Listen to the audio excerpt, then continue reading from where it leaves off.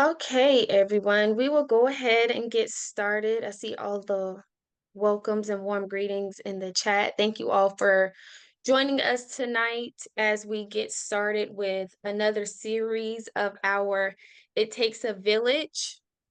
This will be our Guardians of Hope, Preventing Human Trafficking program tonight, where we are listening to speakers speak about human trafficking, sex trafficking specifically, and giving us some information, statistics, resources, and those sort of things about how we can be aware and helpful in preventing this really, really, really serious epidemic that we have in like this underground world of sex trafficking.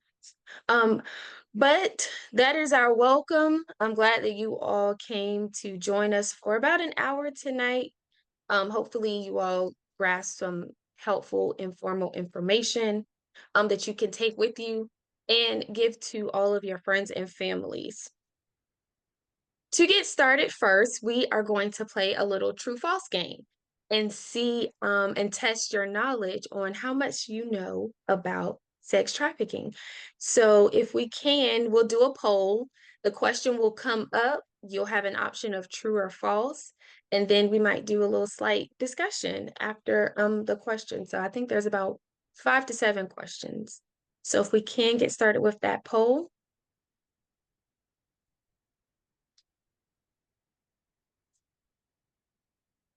Okay, first question's up.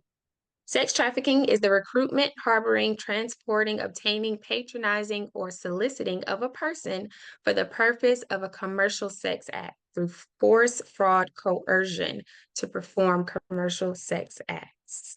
True or false?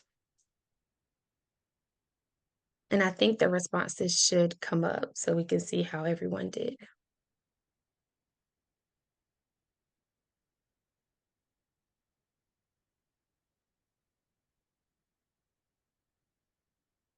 There we go. True. So everyone got that right. Good job. No explanation needed there. Alrighty, we'll go on to the next one.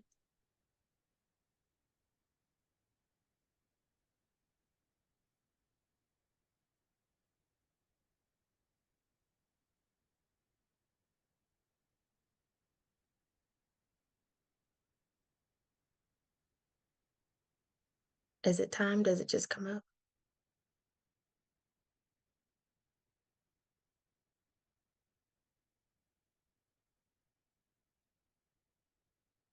There we go. Sex trafficking and human trafficking are interchangeable terms. Is that true or false?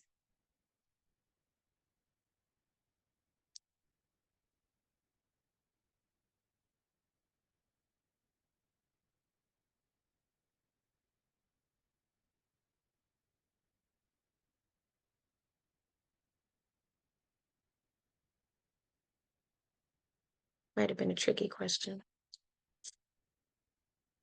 So it's split. The answer is false.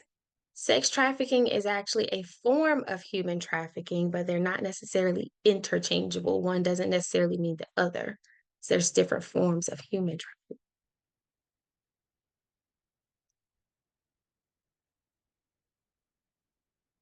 Next question. Sex trafficking is not the most common type of human trafficking. Is that true or false?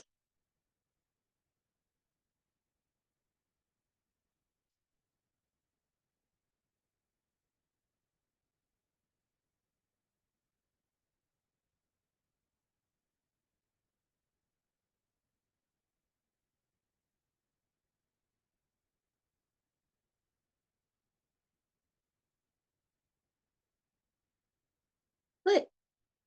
So the answer is false. Sex trafficking actually is the most common type of human trafficking. Most victims of sex trafficking in the US are typically transported across state lines. Is that true or false?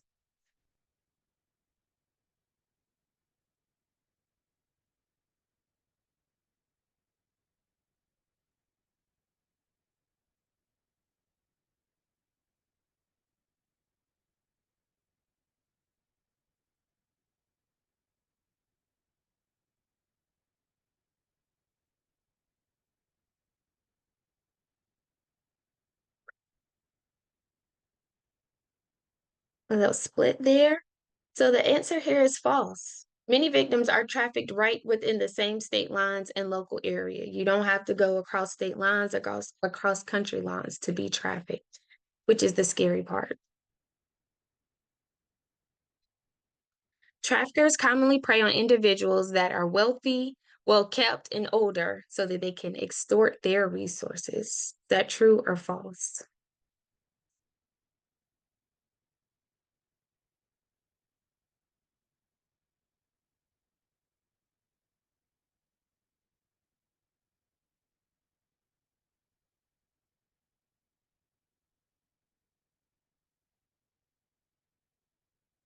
Oh, good job. So, no, they do not prey on the wealthy and well kept. They actually prey on those that are vulnerable, homeless, poverty stricken, insecure, and those who are very, very likely to fall in the traps of just anything.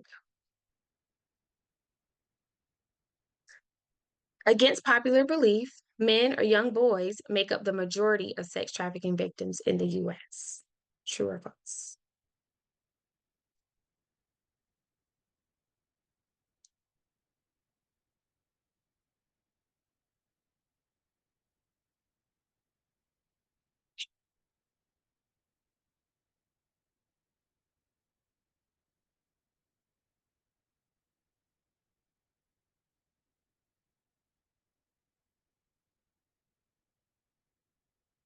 What? So false.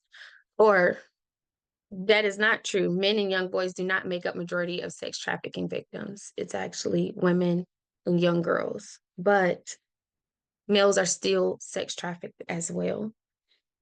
I believe we're coming up on our last question. Yes, the US government and nonprofit organizations are actively working to combat human trafficking through awareness campaigns and legal reform. Is this true or false?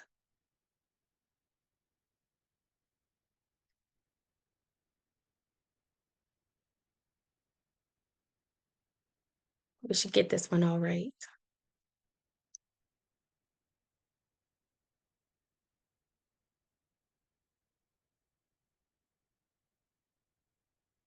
Good job. So that is true. And that is a great segue into our program tonight. The US government and nonprofit organizations are actively working to combat human trafficking through awareness campaigns and legal reforms. And so we have two speakers tonight who will inform us and keep us abreast of this very thing tonight. So our first presenter on tonight is from the Lantern Project. Simon is the president and CEO of the Lantern Project. It's a not for profit organization that works to combat human trafficking. They provide resources to victims and those wanting to educate themselves through trainings and different educational venues. Um, they work with adults and children, and they also provide victim housing. So I'm really interested to hear about that tonight. So that is Simon Arkley from the Lantern Project. And then we also have another speaker on tonight. It's attorney Erika Johnson. She is a graduate of North Carolina Central University 2014. And in 2017, she graduated from North Carolina Central University's law school. So she's a double eagle. Go Eagles. She did work as an assistant district attorney in Durham from 2018 to 2024 as an attorney working with felonies, doing special victims prosecutions, crimes such as sexual assault, domestic violence, and sex trafficking. She currently works as an assistant attorney general with the NC Department of Justice. And she is also one of our sisters from the D9 and AKA. So we'll let her feel right at home tonight. I won't throw any shade. But thank you both for being with us tonight. We will let Simon go first and share all that he has for us tonight. Simon? Wonderful. No, Thank go on. you. Thank you so much, everyone, for for having me tonight. I greatly appreciate it. So as you heard, my name is Simon. My wife and I have been involved in the counter trafficking movement for about 13 years now. We started off in Europe, where I'm originally from the UK. I moved here in about 2000, and I came to go to college, and I met my wonderful wife on day one, and I never went back to the UK, and that's why my accent is so confused. So I'm a Brit. From the English-Scottish border who married a Puerto Rican from South Florida. So we have quite the fun little relationship. We're very different, but we have a fantastic marriage. Just celebrated our 21st anniversary. But we started the Lantern Project after working with other nonprofits for about 5 years ago, when we started to realize that trafficking was increasing exponentially in our community. And we just realized we had to do something. So the Lantern Project is what we call an end-to-end agency. So we do prevention through education. We have trainings for schools, businesses, churches, families. We train parents how to secure their kids' devices. We train them how to spot predators through their kids' communication. We do training for the medical community to help them identify trafficking cases versus domestic violence and things like that. So we basically anyone that will let us speak, we show up and we speak and we tell people, hey, this is real, this is in our community, and it's super important that we're all engaging in this fight. So that's the education element. We're also part of the DA Special Task Force here in Cabarrus County, and we are one of the agencies that's on site when there's a rescue or there's a sting operation. We're one of the groups that's on hand to help anyone that may be rescued. And then we currently operate three safe houses within the greater Charlotte area for survivors of sex trafficking. And we're about to open our fourth later this year. And so we have housing for trafficking survivors and their children. So our clients are adults, but we do take in clients with their children. We really try to keep the family unit together in our safe houses rather than separating them with the state. Our safe houses are scattered around. We have a fantastic team that works to serve our clients while they're in our care. They get job placement training, they get extensive therapies, counseling. We help them get, any education that they want. We've had some of our clients go on to be nurses, and some of them go on to start their own businesses. And so that's in a nutshell who we are as the Lantern Project. We're what would be considered old school in this. We've been here for a really long time. We've seen the very worst and the very best of society in the middle of all of that. So that's us. Definitely if, as I'm saying anything, if you have any questions, you can drop them in there. But I also want you guys to know, like, if you want to reach out with any questions about what we do, how to get plugged in, if you volunteer or you want you want to train your staff or you want to have us come and speak at an event, you can reach out at any point, and we're, always super happy to do that. So I am going to share my screen a little bit. Everyone see that okay? Okay. So Yes. so that's our email address. Definitely take a screenshot of that if you haven't already. We're super available. We want people to get involved with what we do. So I'll talk to you about the three factors that we do. We concentrate on education, identification, and restoration. Um, we've been involved in hundreds of cases over the years, and the reality is that this is not slowing down. If anything, it's speeding up, and it's terrifying to say that. But the reality is that, we have kids now that are accessible 24/7 on all of these devices, and predators are exploiting them in amazing ways. And as it stands, we're not identifying the victims, and we'll get into that in a minute. But we as an agency, we want to be involved in eliminating this. We're willing to be in the front lines and help be the tip of the spear. But the reason that's important for people like you to understand what we do locally is because we cannot do this without the community rallying behind us. We burn out really quickly without community support. So it's great that you're even listening to a lot of this stuff. So we went over the definition of trafficking, but it is modern day slavery. That's a term that we tell everyone to get comfortable with because it is the people that we've encountered, they have been enslaved, their freedoms stripped away. And globally, right now, about 25 million people trafficked every year. Now, I always put a caveat in with the data, and I'm sure, the other panelists can probably speak to this. The data that we have is very fragmented, and a lot of it is very old. A lot of it is from what we call the TIP report, which is the Trafficking in Persons report. But even then, that data is very old. Every number that you see, in my opinion, is extremely low from what the actual data would be. I think it's much, much bigger than, but we want to go with the stats that we have from the DOJ, but I think it's a lot bigger at this point.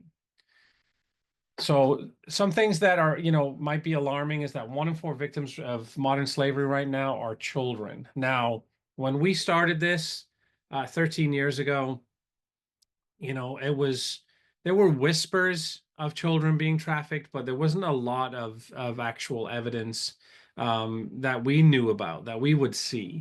Now we're getting to the point where we have tons of data that are showing that children are being trafficked in and like levels unprecedented.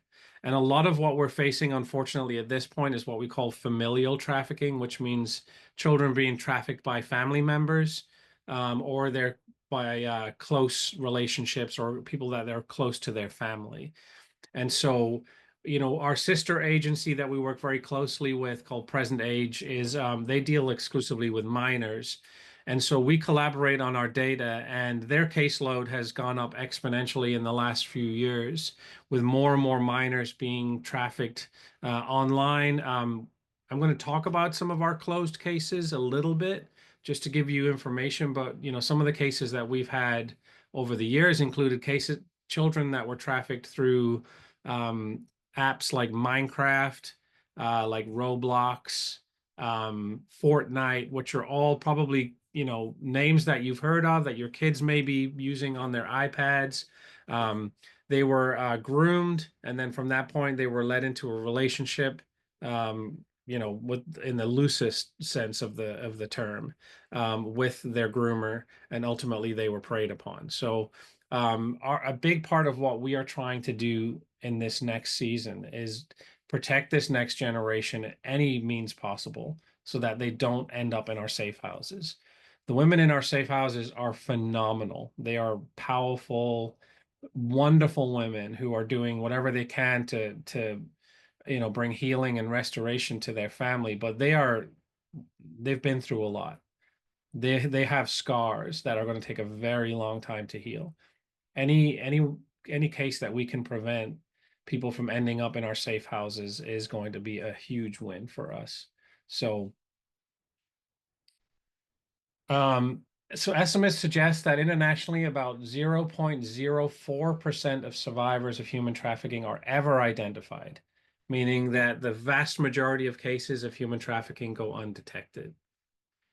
And so this is why the education element is so important, because if not even 0.5% of those who are trafficked are ever identified, and we're talking about data of millions of people that are trafficked, then the vast majority of these victims are never identified. They are either trafficked in their town and never identified because they very, very rarely will they self-identify as a trafficking victim, or they pass through uh, hospitals or law enforcement, or they get arrested on maybe like a prostitution charge, and they're the one who gets in trouble for it. But the reality is they are a trafficking victim.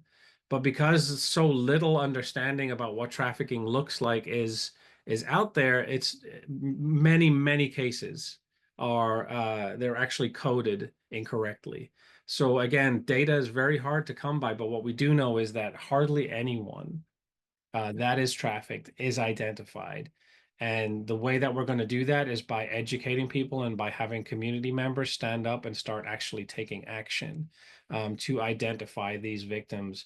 And that's a big part of what we're doing in North Carolina is we are training storefronts in particular on, hey, if this is happening, this could be something really suspicious. Here's how to document. Here's how to report. We're working with a lot of the local malls and Speedway and a lot of the large sporting events to teach them and their staff if this is happening on site, it very well could be a case of a trafficking ring passing through our area. It could be a case of, just a familial trafficking where a family member is selling a member of their family. Here's what you do to report it. Here's the information that we need. And that is going to be what changes this, is having locations all across our region that are educated and willing to report because they feel confident in what they're seeing. And so that's why we concentrate so much on creating video training systems and stuff for the local community. So child sex trafficking has been reported in all 50 states. We get to travel around a lot on the East Coast, but it's everywhere. We've had cases, recently in where there were residential brothels that were right in the middle of a nice neighborhood. And there were multiple women. And when I talk about multiple, I mean dozens of women being sold out of large houses in the middle of a community. That the only reason that it was actually reported or the case was actually cracked was because one of the neighbors was just like, okay, so many cars are coming at night after 2 a.m. Started documenting it. They started doing some research, and then realized, that this was a residential brothel. Now, we've been a part of seeing a few brothels closed in the area.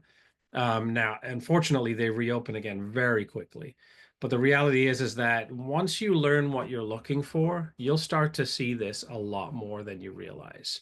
We all know about the more standard token kind of brothel that we would expect. Usually when people think about that, they think about like an Asian spa, something like that. There are a lot of those in the greater Charlotte area. And a lot of them you wouldn't ever stumble across unless you know what you're looking for. But Charlotte is still ranked in the top 10. Well, North Carolina is ranked in the top 10 worst locations in the United States for trafficking.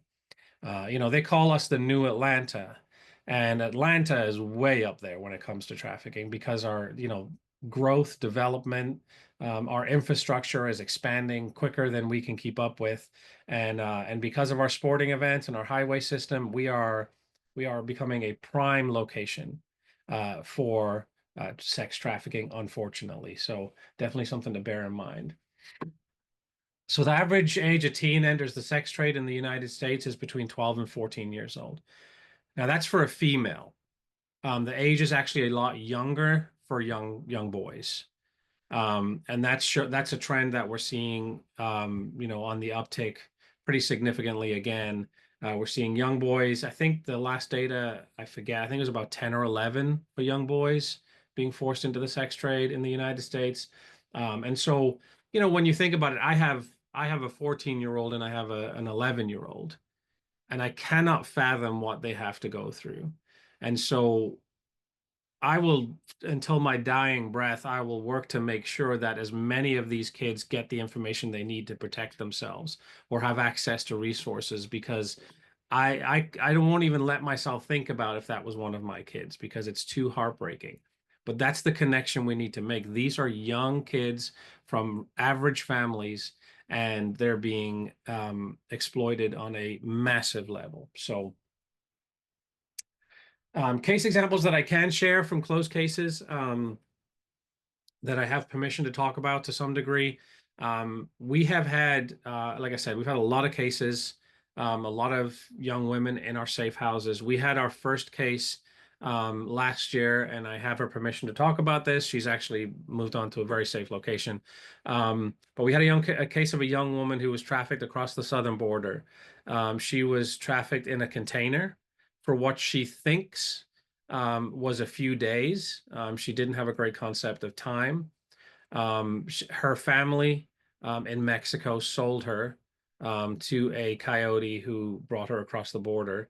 And then once she arrived here, she was put into school, funnily enough, to learn English, and was being trafficked out of her house in the evening and being sold. Um, and the only reason that we got involved was a school counselor realized that she was very tired all the time. I mean, essentially, she was going straight from school to being sold out of her house. So she was always exhausted. So a counselor that we've done a training at their school called us in. We just did a very quick sit down and a quick chat with her. It was immediately evident that she was being trafficked. We were able to partner with law enforcement. We relocated her that same day. When her trafficker showed up at the school to pick her up, she was already gone. She was already safe. And then from there, she went on to be with us for quite a while, go through training. We were actually able to help her press charges against one of her abusers.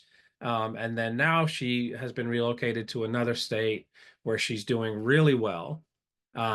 And a lot of therapy and will be for a very long time, but she's doing very well. So this is kind of the way that I like to put a face on it, is this was a young girl just turned 18, literally just turned 18.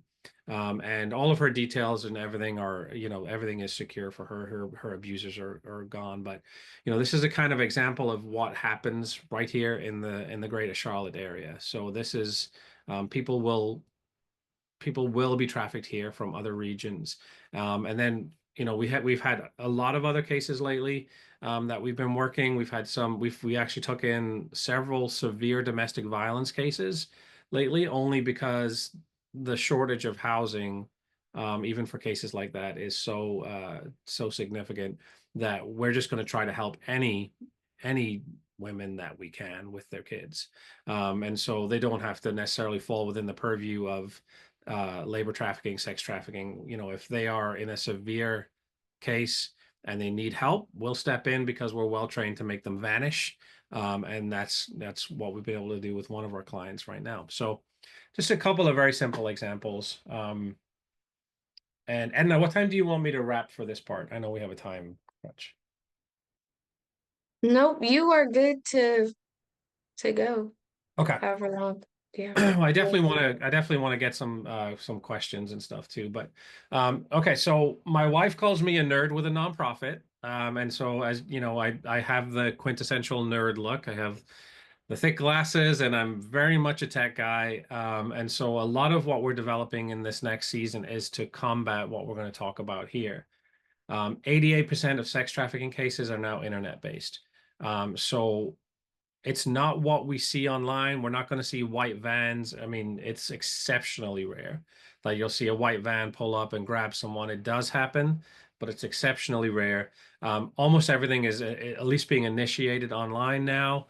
It used to be that we had things like Backpage.com and Craigslist type stuff, but as law enforcement really clamped down on those, um, we just saw all of the dirt bags scatter to other platforms. And now we tell parents, know what platforms your kids are on, because predators have flooded to every social media app right now.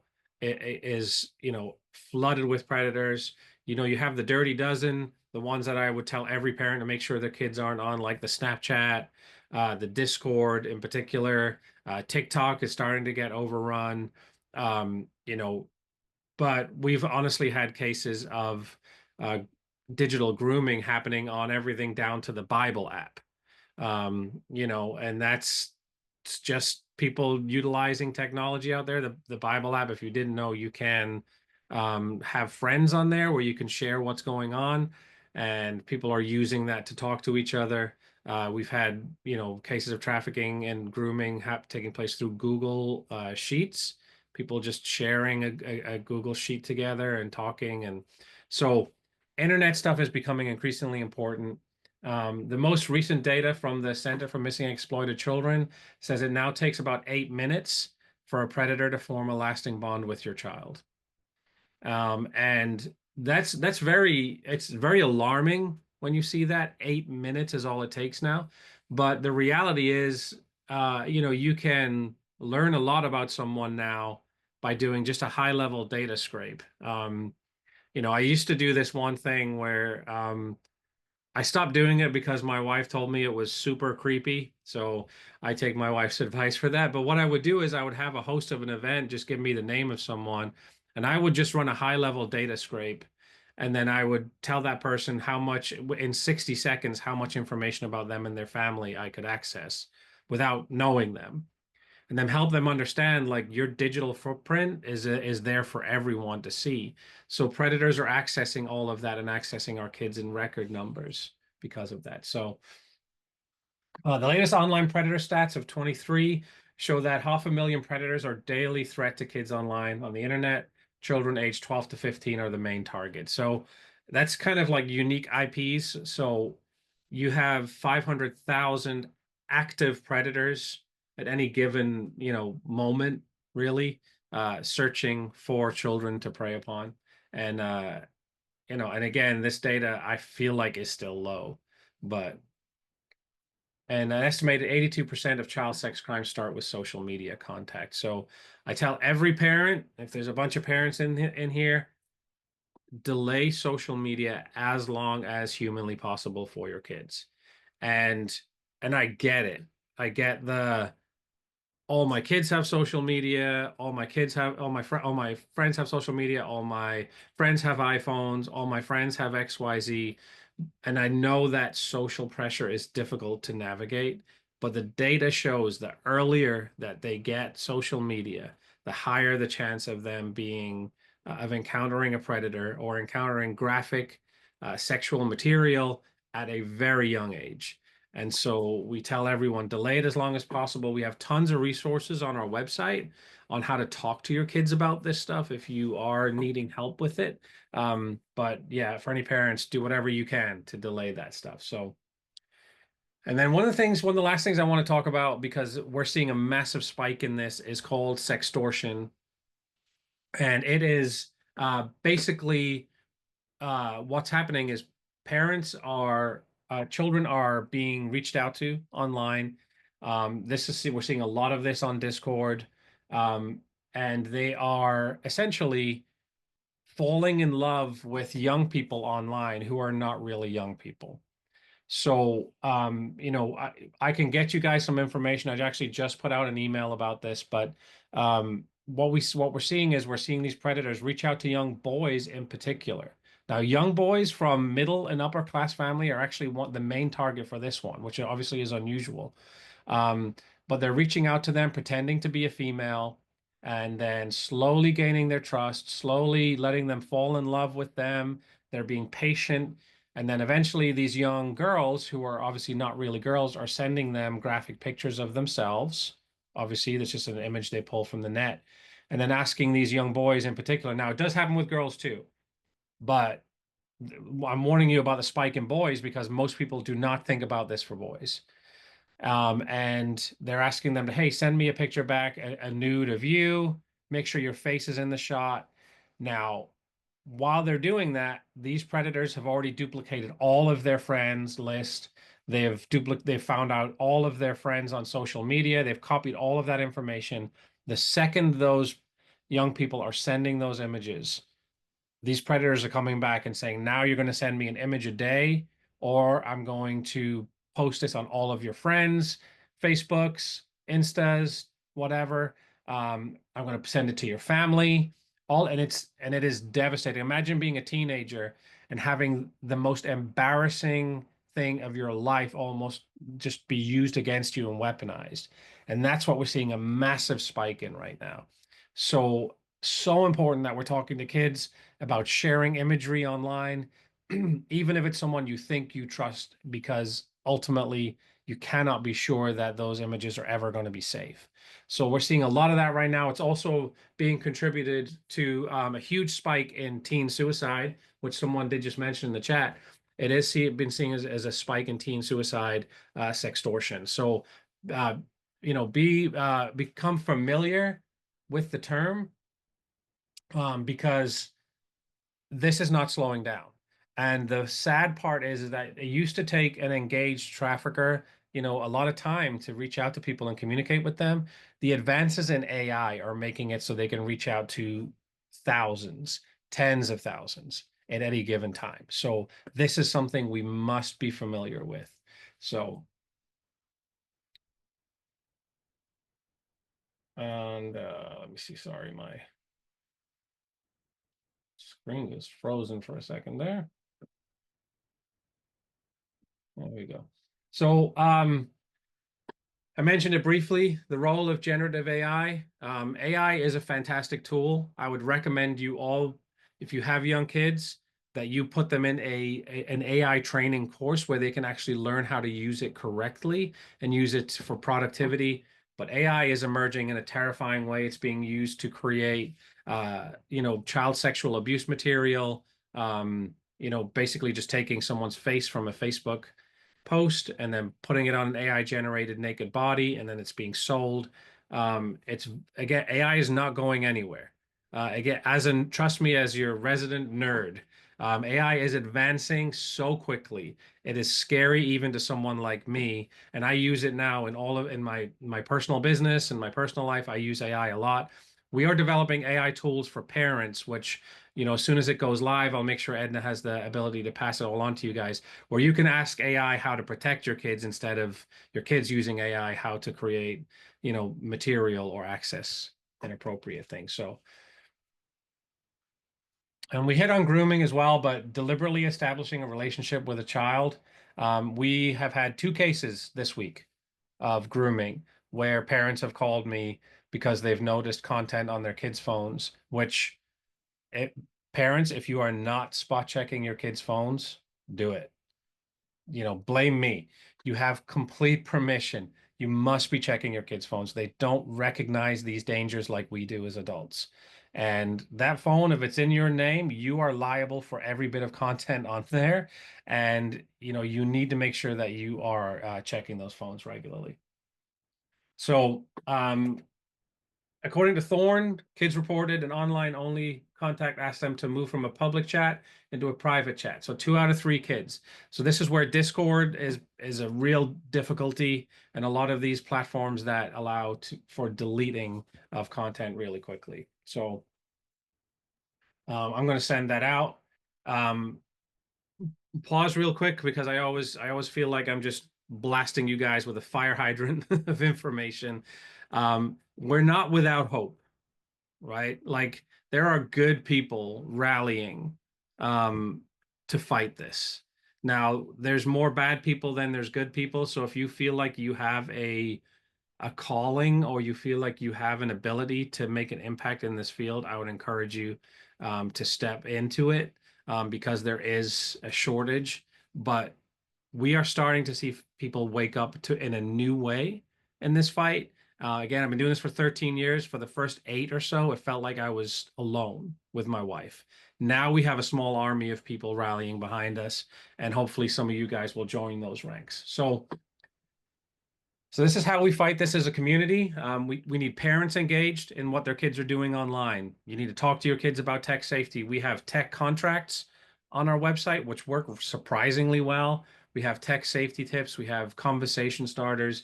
We need the school community to start to engage so that kids can't get away from home and then go to school and then access everything under the sun. Law enforcement are doing a great job stepping up, as is the medical community. The business community, I feel like entrepreneurs and business owners will be the tip of the spear um, in the fight of this. And that's just something that I've seen over the last few years. I've seen business owners and small businesses be willing to do way more than any other cross section of the community. And then nonprofits and NGOs. So we'll bridge the gap. That's our website. That's my email address. I definitely want to hear from you. I'm one of those rare people that love getting emails. Please follow up. And I'm going to really quickly just look at some of and I'll send all of this out to all of you guys, and I'll give you any information you want. But definitely go and look at our website, and we have a mobile app, and we put out updates about, hey, this new app is out. Please take a minute to learn about this app and learn about what your kids are doing on this app.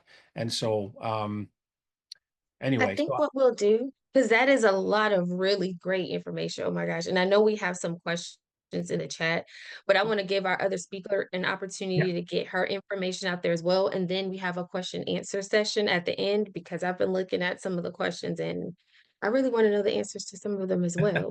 that sounds So, great.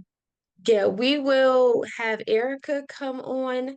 Again, she is an attorney, so she is going to give us the perspective from her experience with her any kind of sex trafficking type of cases that she has had. So Erica, if you want to come on up. And again, please continue to put your questions in the chat. Come off mute, raise your hand. We'll get to them. We won't log off until all your questions are answered. Thanks, Simon. All right. Good evening, everybody. Sorry, this is my first time talking in a couple minutes. Um, but I am Erika Johnson. I worked in the Durham County District Attorney's Office for a little over 6 years, almost 7. And based off of Simon's presentation, it seems like I got out just in time as far as AI. So I did not have to deal with that. And a lot of the cases that I was doing towards the end, I was the only person in the office that handled our child exploitation materials. One thing that I want to emphasize is word choice overall. So there's no such thing as child pornography because children can't consent. So it's child exploitation material. So that was something that I would often prosecute. But now it seems like it would be harder to decipher whether it was an actual child or if it was AI generated. Because sometimes attorneys would try to challenge whether or not it was an actual child that was in the image or if it was an adult that was dressing to be a child or what have you. But with NITMIC, which is the National Center for Missing and Exploited Children, what they have is a system that anytime someone is looking at any type of image on a computer, the signal basically goes off. I like to consider them as like headquarters, if you will. So the signal will be sent to them. And when the signal is sent of someone like, hey, this might be some suspicious material someone's looking at on their computer, then NITMIC categorizes it as to whether it's an image that's been passed around. So that's another thing that was interesting once I started to really get into prosecuting those type of cases. Like there are images that have been passed around since like the 80s and they're still getting shared, even though the medium was different. So like I'm not sure how someone scanned it and then brought it into the internet, but those were the type of things that we're still seeing are images from them. And of course, new images are being created. But essentially, when that image is detected, then that sends a signal to law enforcement to tell them, oh, this is someone who's actively in danger now, and it's time to intervene. And this is where it happens. So that was some of the stuff that I would be involved in. I definitely wanted to touch on that as far as like the tech aspect, because it was scary. Like anytime, specifically within North Carolina, so to go within a little bit of the law, every state has different degrees for different crimes. So every state defines what their murder is the most common thing that everyone's aware of. So in North Carolina, there is only first and second degree murder, but in other states, there's third degree. In some states, they might only have first and second, like North Carolina. So it's the same thing with child exploitation, and that it's first, second, and third. And third, which is just having it on a computer. And another issue, I'm trying to decipher it all out, but another issue is that these laws are so old that the way that it's written is very hard to decipher. So if someone is convicted of third degree child exploitation, they won't even be in jail, which is absolutely crazy if you think about actually having in your possession a picture of a child inappropriately positioned and the other details that you don't even want to imagine. And then we have second degree, which is the actual transmission of it. So if someone were to send it from one computer to another, selling it, obviously. And then we have first degree, which is the actual production of it. So I did get one first degree child exploitation case, and that was very alarming to me because I was just like, oh my goodness, like with COVID, we definitely saw an uptick in the amount of child exploitation material that people would possess. I think one of the most interesting for me was actually a Duke professor. So essentially, he had it on his computer, and he had it on his work computer. Eventually, his computer needed to be fixed. He just dropped it off at IT, and they saw everything that was on his computer. Duke University police, as well as the city police, showed up at his door to interrogate him. He was sitting on his couch, crossed his knees, crossed his legs, and said, yeah, I've been doing some things that I shouldn't be. And then they go into his bedroom pursuant to the search warrant, and he has several hard drives. He's got his own personal computer, has iPads. And again, this was a Duke professor. So that case I did not prosecute because it was a federal case. So a lot of times we'll get cases first on the state level, and then depending on certain factors, our cases will then be transferred to the feds. And that one was definitely it because one of the criteria is if it is so much material, then the feds will take it over. So that's what happened with that Duke professor. I have no idea. Like most of my cases don't have any ending just because once they go with the feds, it's out of my hands. So I don't really get to hear back about it. But one thing that I also wanted to talk about was a case that we had in Durham. It was actually a trial, and it was the first trafficking conviction in 8 years within Durham County, but it was the first trial that we have ever had. And one thing to know about a victim in any case, but especially within sex trafficking, you can imagine the amount of preparation that would have to go into that. So essentially, I'm gonna try my best to break it down as far as how we were able to try the case because it was very difficult. And the final result was that we ended up trying what's called a victimless prosecution, which, according to how the laws have developed now, is nearly impossible. So in Superior Court, when the jury was actually there and when they convicted him, they found him guilty, but the victim did not testify, and we did not know where the victim was. But luckily, while every single case starts in district court, so even if someone is murdered, it starts in district court, which is the exact same courtroom that you would be in for a speeding ticket, which is crazy, but is how it works within the state of North Carolina. So this trafficking case was called for what we call a probable cause hearing. So that hearing is to be had in order to transfer the case from district court, which is right here, up to Superior Court, which is the only place that you can actually be convicted of felonies. So all felonies belong in Superior Court versus district court, where we have most of our misdemeanors. So the probable cause hearing required the victim to come in. So she came in, she was 15 at the time of the charge. She was 17 when she took the stand for the actual district court probable cause hearing.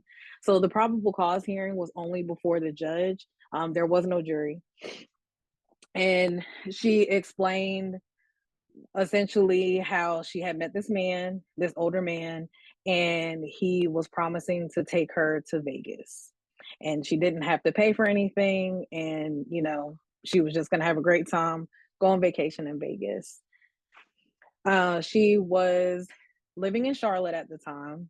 And throughout their, I don't want to call it a relationship because, again, none of this is consenting because she's underage. So, we're going to get into another case where there was a girl who was charged with prostitution, and that is no longer the correct term because she is a child. Again, she can't consent. So in the same way that there's no such thing as child pornography, there's no such thing as child prostitution. It is trafficking. They cannot consent.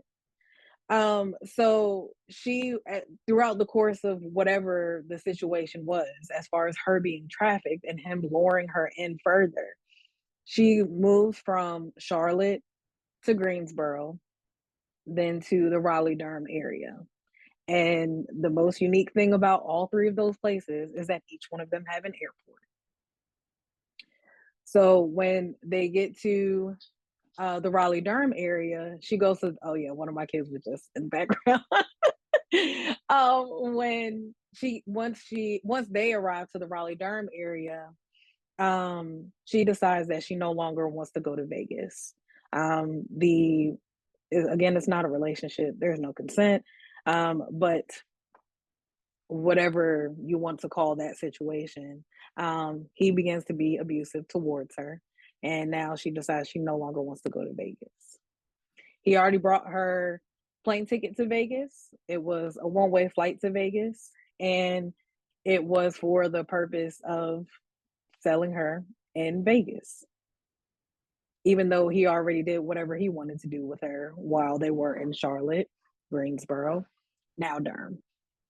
So she locked herself in a McDonald's bathroom in downtown Durham, and eventually there was a standoff with the police, and that's how that's how she was set free, and that is how he was taken into custody. So she gives all of the story, testifies about it in this probable cause hearing in district court. So because of the way that the law works, we thought that we found a workaround and was like, oh, well, essentially there's something called the confrontation clause, as to where anyone who is accused has the right to confront their accuser. So that has to happen in order for us to be able to prove the case, which is why there's really no such thing as a victimless prosecution anymore. Well, when you're in a probable cause hearing in district court, the defense attorney is also present as well as the defendant. So we decided that, because it was a team of us that handled this particular case.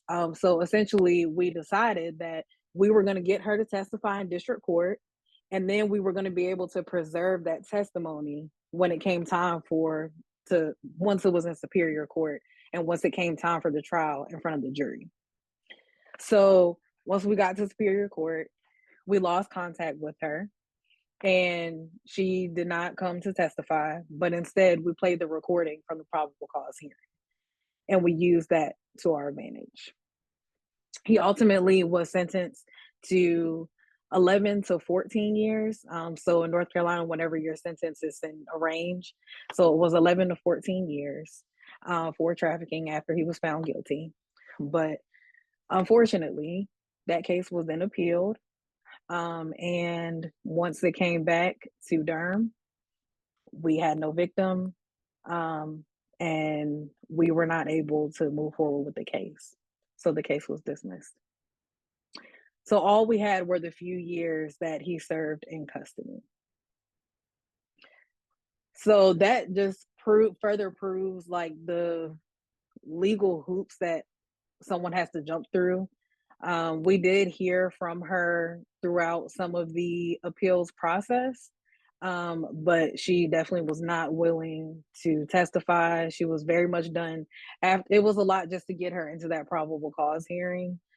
So we already knew what we were dealing with. That was part of the reason why we did the probable cause hearing, because the unfortunate thing about justice that we all know is that it's slow.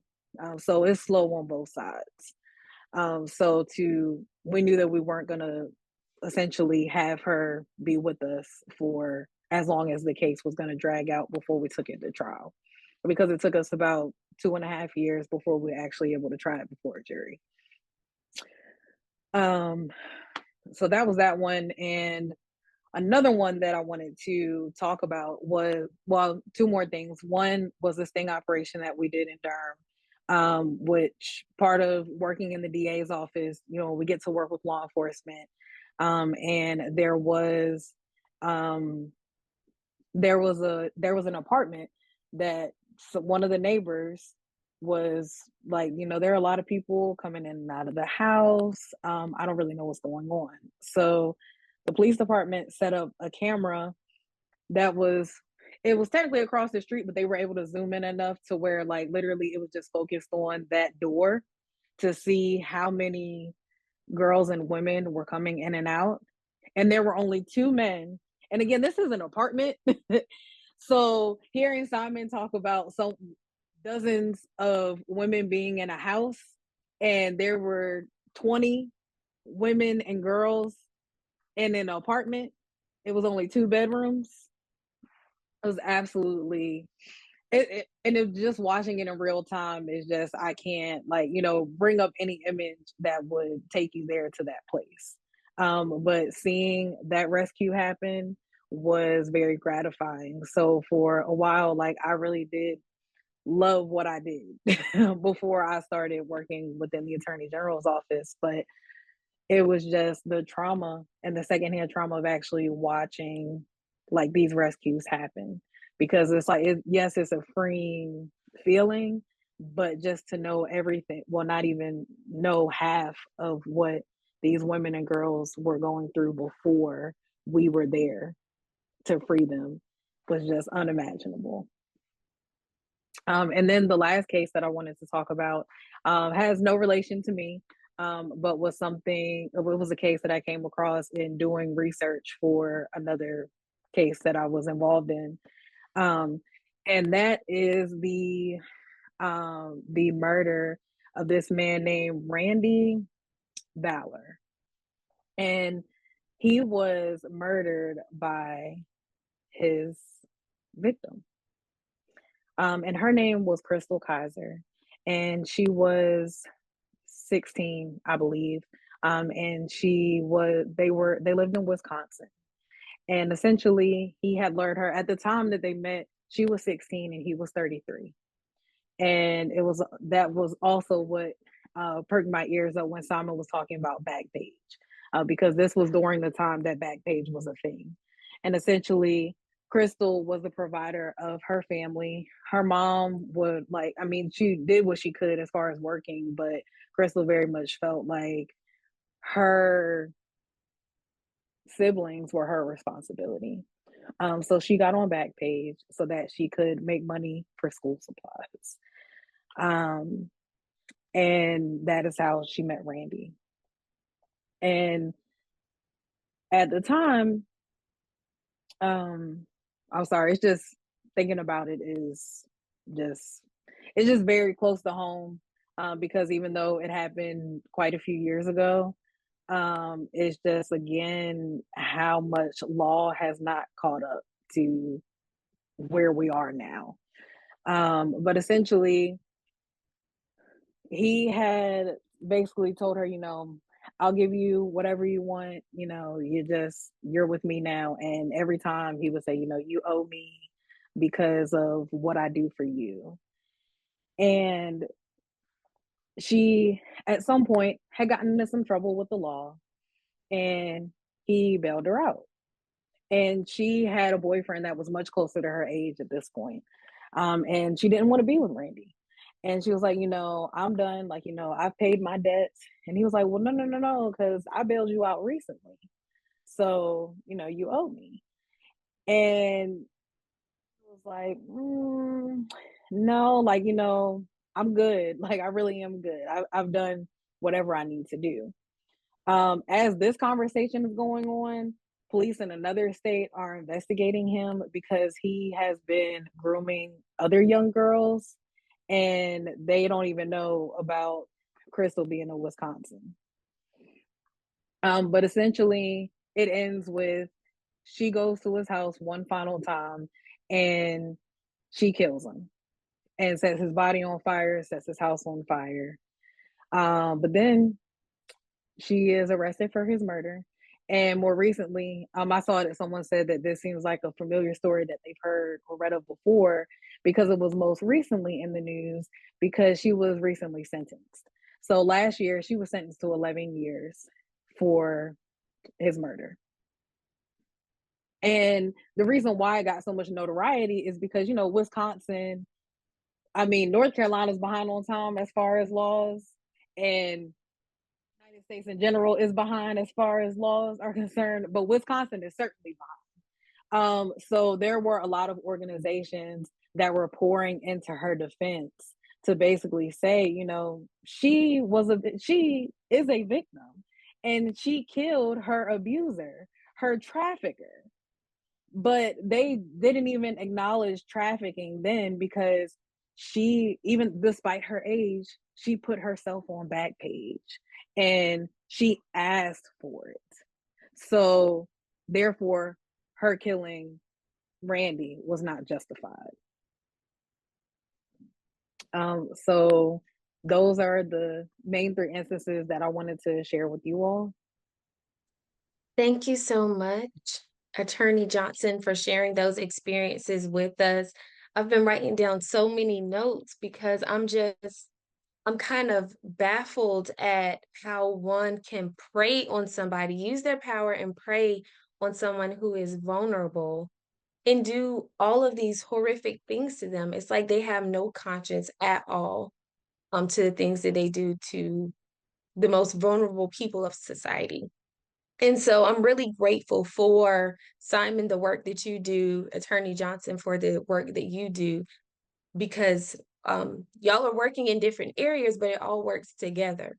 We have to get people before they come to court and after they have gone through that justice system, because otherwise they would continue to slip through the cracks. It's sick listening to what people will go through for self gratification. It's so weird. But we did have some questions. Thank you all for staying on with us. The information just kind of grabs you in and you're just listening like it's stories on TV. But I did want to get to some of the questions. And scrolling back up, I see that we had a question.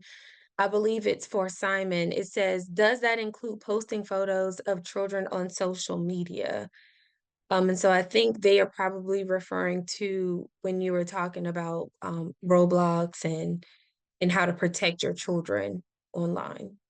Yes. Yeah. So I mean, we're getting to the point, like my wife and I were actually just talking about this. We're gonna go now and scrub our socials, download all of our pictures and remove anything of our children because, and that in a large part, that's because of what's happening with AI right now.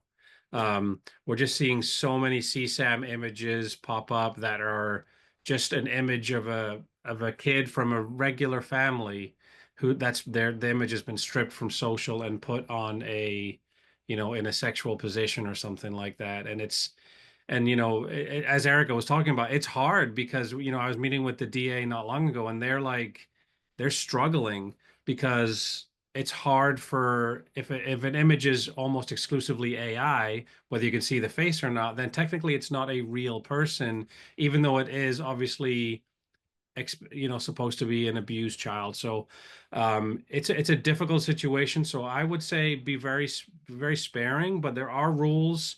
Don't post in front of your front door. Don't post in front of school. Don't post anything that has their name on it, their address on it, anything that has an identifying location.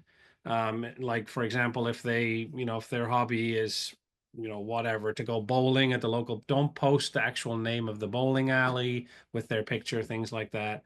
But it's up to every parent. We try not to, breed fear through this stuff, but I would definitely encourage to be on the more sparing end when it comes to posting on socials for sure. This reminds me of like the first day of school pictures where everyone puts their Yeah. child with the little board and it's like my teacher's name, what I like to do, my name, my age and grade. And it has like everything on that little board. Yeah. And who knows, whoever's looking at that information, now they know the school that your kid is going to, they know their name, and they can easily lure them in by saying, oh, you like basketball? Yeah. Come play with me, And that's so. where that 8-minute stat comes from, like I was sharing. Like, Mm. you have to think a little bit like the bad guys. And you have to be like, okay, very easily within a couple of seconds, I know your kid's name, their hobby, their teacher, what school they go to. I could show up and say, hey, you know what, Mrs. Whoever, your teacher sent me to talk to you and to take you to, you know, a Lego store because you wrote on your thing that Legos are your hobby. So we have to just be a little bit smarter in this day and age when it comes to this stuff. But again, it's one of those things where we don't want to breed fear, but we want to use wisdom, right? So Yeah, Yeah, I also absolutely. wanted to add something as far as just in person things that also could happen. So, to take another level of caution, don't put your child's initial or name on their backpack, because as soon as they hear their name, their first reaction, or anyone's first reaction, is to turn around and look. And also, just with like notebooks and folders and things, to put their name on the inside. So if it falls out of their backpack or something and they drop it, then anyone could just pick it up and then say, "Hey, such and such." yeah, Yeah. yeah, and yeah, and that's a great point too. And we have family code words, which we tell every parent have family code words and make it something ridiculous, something that your kid will remember, but no one else will be able to guess. And then you talk to your kids and you say, if someone tells you that they've come to pick you up or I sent them, you ask them the code word. If they don't know the code word, you scream and you run and you shout.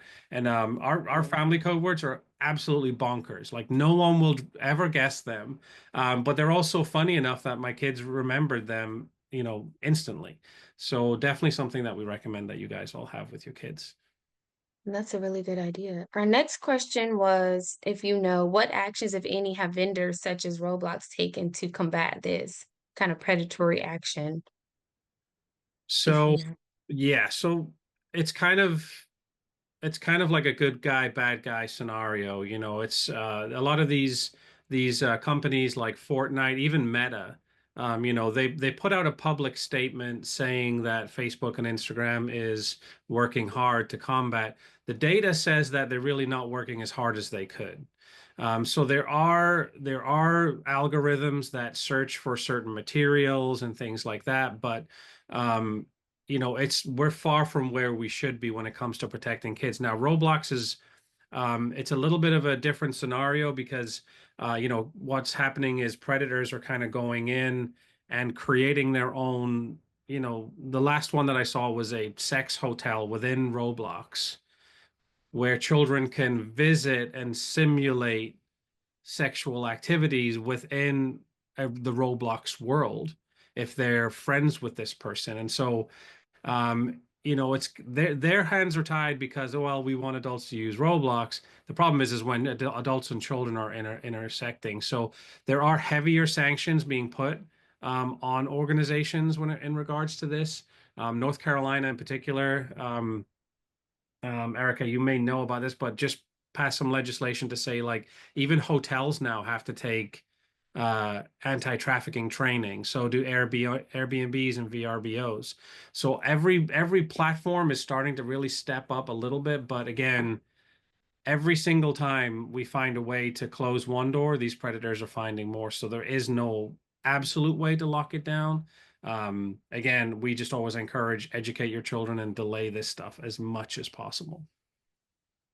Awesome. A question that I have, and we'll wrap up if I don't see any other questions, but a question that I have, and Simon, if you may know, or Erica, something that you've come across, is are there any hand gestures or signs that if we think someone was in trouble or they are trying to communicate to someone else that they're in trouble that we should be looking for? Like, would a victim maybe like wipe their forehead, or we can, do some kind of hand gesture to say, hey, do you need some help? Is there anything like that kind of in that human trafficking, sex trafficking kind of arena that we should be aware of They if that are, and Erica, you exists? can jump in. You can jump in at any point if I miss any. I think the universal one is still the thumb covered with the fingers. Um, you may see that in my experience, though, when it comes to trafficking, there's a level of fear and control with trafficking victims. They are going to be very reluctant to reach out for help in a situation where they could be discovered. So, for us in situations like that, we will just look at body language more so. A lot of the red flags pertain to, um, for example, if you work in the hospitality industry and you see a girl who looks young, and some of the red flags, maybe she has bruises or what looks like a very specific tattoo, which would be a branding. If she won't make eye contact, someone else will always speak for her. If she's emaciated or it looks like she's sick or looks like she has none of her own information on her, those are some of the things we tell people to look for, especially if you are in certain industries. We do patrols at all large sporting events, where we will try to identify victims and potential victims. And those are some of the things that we'll look for in that circumstance. And in public situations, you're usually good to, just kind of make your presence known, as long as you're safe. But we always recommend, if you are suspecting that something really heinous is happening, don't interject, then kind of step back, take note of everything that you can, and then, call the relevant authorities. Thank you for that. That makes a lot of sense. I think someone had a question. You might have kind of touched on it, but what are a few signs medical professionals can look for to recognize these situations? Is that like the bruising that you were talking about kind of thing? Yes, and again, this is very tricky. So, one of the things that's really important is that trafficking victims very rarely self-identify. So if someone comes up to them and says, "Are you being trafficked?" They'll be like, "I don't even know what you're talking about. This is my boyfriend," even though her boyfriend is selling her 10 times a night and beats her. And the psychological element is so difficult. And again, that's why the reporting, I feel like, is so low, when in actuality the crime is so big. A lot of these victims Mhm. don't really know so it takes multiple interactions. And so in the medical community, what we tell people to look for, I know there's requirements to ask for, are you safe with domestic violence and things like that. We just encourage people in the medical profession to get these young ladies alone and have conversations with them. Not just, are you safe, but actually sit with them, look them in the eyes. Where have you been recently? I mean, if they don't know what city they're in, or they don't know what's going on, or they don't know, why they're so sick, or if they have very little information of their own, it's usually an indicator that something is off. If the person transporting them won't let them be alone. Now, bear in mind, a lot of traffickers are women, or couples. So it's not always your definition of a trafficker needs to be blown wide open, because a lot of traffickers don't look like someone you would think would be trafficking.